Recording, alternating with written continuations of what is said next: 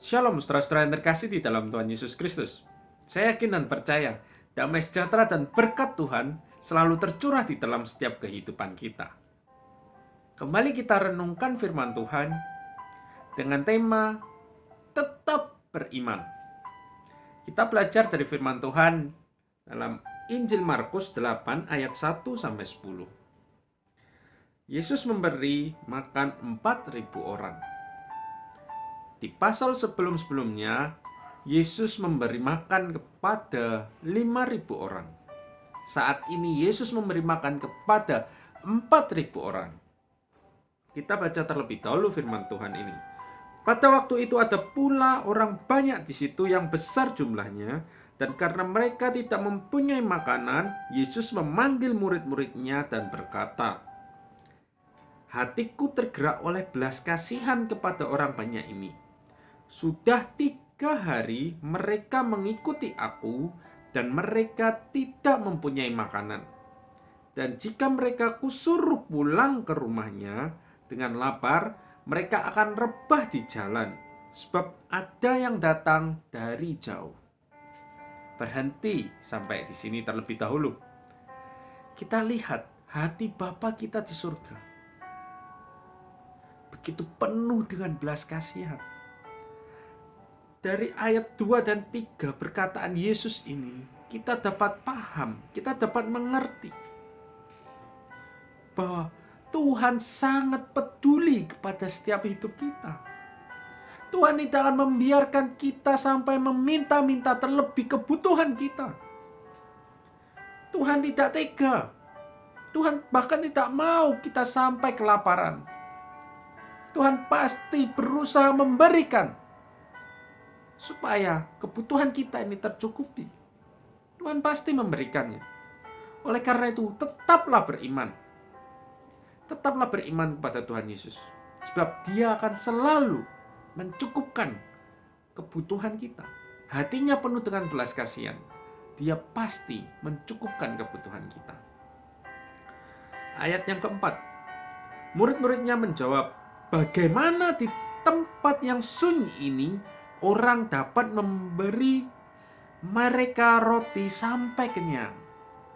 Wow, ada apa dengan muridnya ini? Di pasal sebelumnya, muridnya bersama dengan Yesus. Mereka memberi makan kepada 5.000 orang. Mujizat 5 roti dan 2 ikan. Murid-muridnya lihat dengan mata kepalanya sendiri. Tetapi saat kejadian ini, muridnya kurang peka. Muridnya sudah lupa akan kejadian yang telah lalu. Mujizat yang telah Tuhan nyatakan di sebelumnya, yaitu 5.000 orang diberi makan dengan 5 roti dan 2 ikan. Sehingga muridnya berkata, "Bagaimana di tempat yang sunyi ini orang dapat memberi mereka roti sampai kenyang?" Wow, begitu dengan mudahkah kita orang yang beriman ini melupakan mujizat pertolongan Tuhan? Mari, janganlah kita dengan cepat melupakan mujizat Tuhan. Coba kita ingat kembali, bagaimana mujizat Tuhan, bagaimana pertolongan Tuhan yang ajaib, pertolongan Tuhan yang dahsyat, supaya iman kita tetap kuat di dalam Kristus. Tetaplah beriman dengan cara tetaplah ingat mujizat pertolongan Tuhan di masa lampau. Ayat yang kelima, Yesus bertanya kepada mereka, "Berapa roti ada padamu?" Jawab mereka, 7.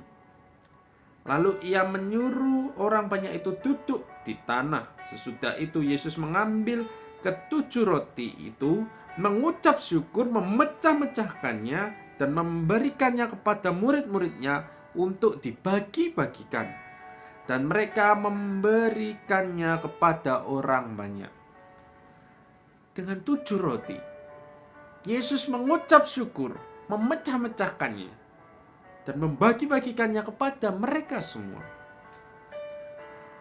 Mereka juga mempunyai beberapa ikan, dan sesudah mengucap berkat atasnya, Yesus menyuruh supaya ikan itu juga dibagi-bagikannya. dan mereka makan sampai kenyang. Kemudian orang mengumpulkan potongan-potongan roti yang sisa sebanyak 7 bakul. Mereka itu ada kira-kira 4.000 orang. Lalu Yesus menyuruh mereka pulang. Yesus segera naik ke perahu dengan murid-muridnya dan bertolak ke daerah Dalmanuta.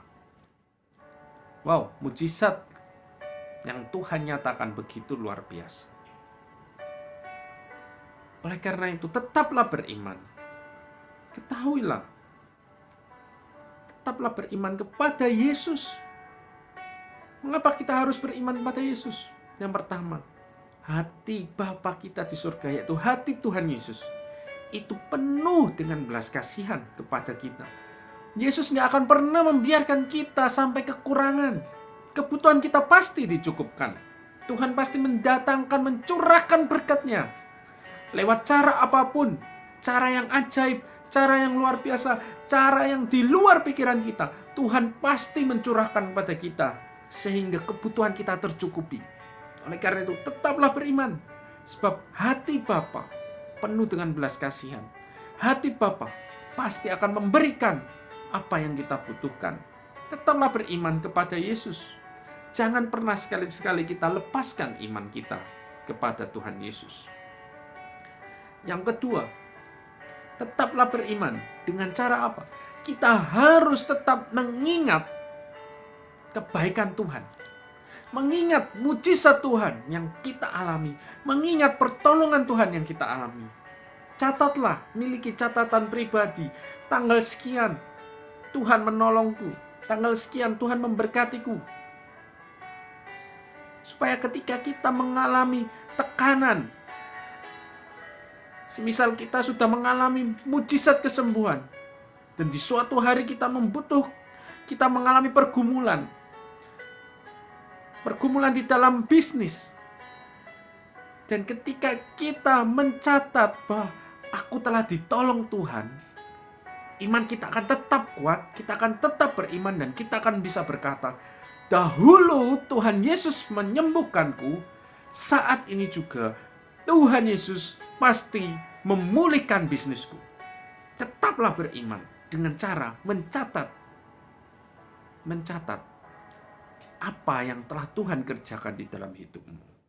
Jangan pernah sekali-kali lupakan seperti yang murid-muridnya lakukan, sehingga mereka bertanya kembali kepada Yesus. Padahal di perjalanan sebelumnya, mereka dengan mata kepala sendiri, mengalami sendiri, melihat sendiri.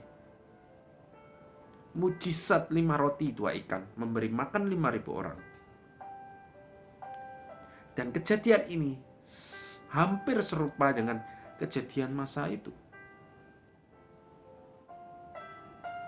Oleh karena itu, catatlah kebaikan Tuhan, supaya kita bisa tetap beriman kepada Yesus.